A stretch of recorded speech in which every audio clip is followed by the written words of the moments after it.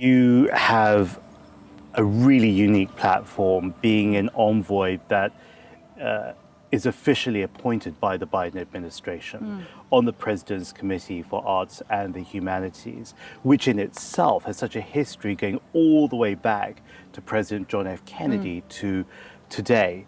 You've seen the span of the US-China relationship since your interaction with China in 2011. That's a long timeline. How would you describe the relationship today from where you sit? Wow, well, I'm honored that you feel it's a long timeline. I think of the legacy of a country with as much history as China.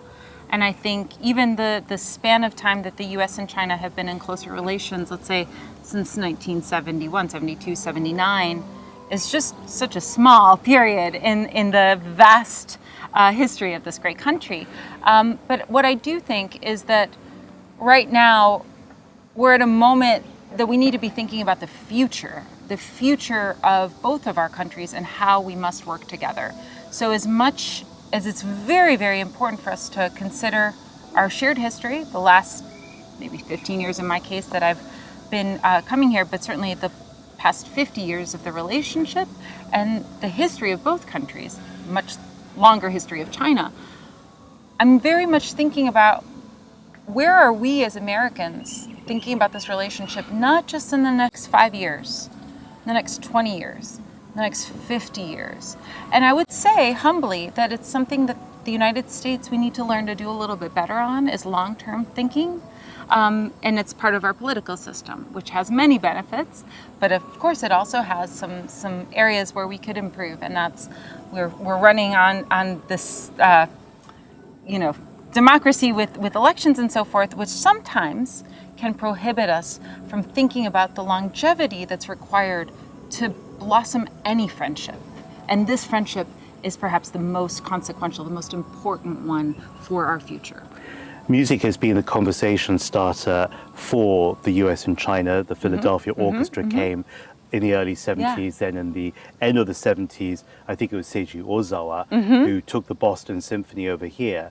So music has been important, but is music now irrelevant in a time where the relationship has really dropped off a cliff and where people don't really talk about friendship tours or goodwill exchanges? I wish they did.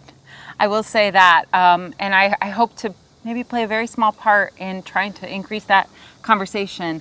But I absolutely feel very strongly that if there's one area that I would bet on, that I would put my complete confidence in for our two countries moving forward, it's music.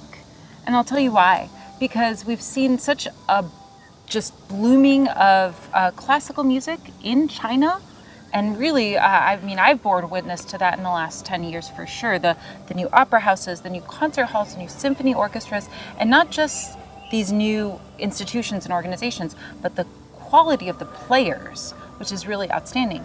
But also, if you go to any symphony opera in the world, and certainly in the United States, you will likely find either Chinese musicians or musicians who have worked or trained at some degree in China. You'll find them also in the conservatories in the United States, and I think that's a real testament to the love of classical music that Chinese people have, and to a very, very clear path forward for us to at least begin to have more of those dialogues and exchanges that both Chairman Xi Jinping and President Biden have committed to last November. And the respect that Chinese people have for musical training in America, be it Curtis, Juilliard, or elsewhere.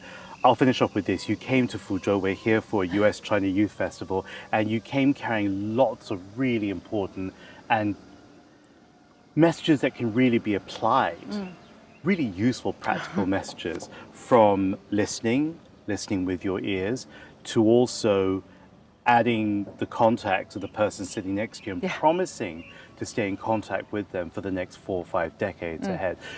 Out of all that package of messages, what would you tell the people and the young people among them watching this now? Give them one message. Find one person to commit to. I especially want to encourage our young friends who have a friend in another country, and specifically, obviously, for our young Chinese friends to commit to a friend in China, in the United States, or vice versa.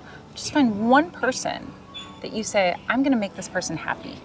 I'm going to engage in dialogue, and I'm going to commit to this friendship for the long haul, not the short haul, not a few years, not right now when it's fun and convenient. I want to turn 40, 50, 60, 80. I want to see life with this person and how our two cultures can intertwine as we grow older. That's a beautiful opportunity, and it just takes one person to do that. It's a very easy and simple thing, but often we forget. So that's my big advice. Find one person, commit to that friendship, and make it a priority. And I'm not sure the audience watching this can hear it, but we're being serenaded in the background by the Jasmine folk song as we speak. Yes. Carla Canales, artist, singer, and envoy. Thank you very much. Thank you so much, James. Thank you. 谢谢你.